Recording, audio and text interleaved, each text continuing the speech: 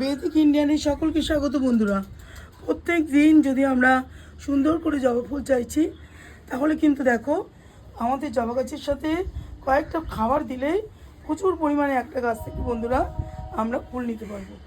এখানে যে গাছগুলো দেখাচ্ছি সেই গাছে প্রচুর পরিমাণে বন্ধুরা দেখো নানা রকমের জবা রয়েছে।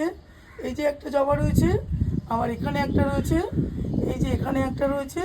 তো প্রচুর পরিমাণে প্রত্যেকটা জবা গাছ থেকে আমরা অনেক অনেক বন্ধুরা ফুল নিতে পারবো। গাছ ভর্তি কুড়ি থাকবে প্রত্যেক দিন ফোটার জন্য।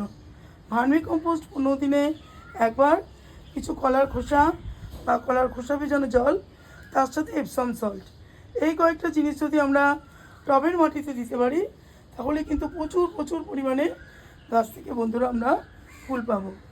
আর যে কাজটা করতে হবে, গাছকে লক্ষ্য রাখতে হবে যে গাছের পাতাতে যাতে মিলিবাগ না ধরে। পোকার ওষুধ এই 15 দিন অন্তর কাকা দিতে পারো, বা নিম তেল স্প্রে করে সুন্দর করে গাছের পাতাতে দিতে পারো। তাহলে পোকা আক্রান্ত করবে না, গাছগুলো সুন্দরভাবে থাকবে আর প্রচুর প্রচুর পরিমাণে গাছ থেকে ফুল নিতে পারবে।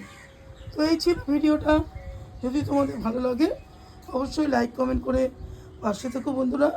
টাটা।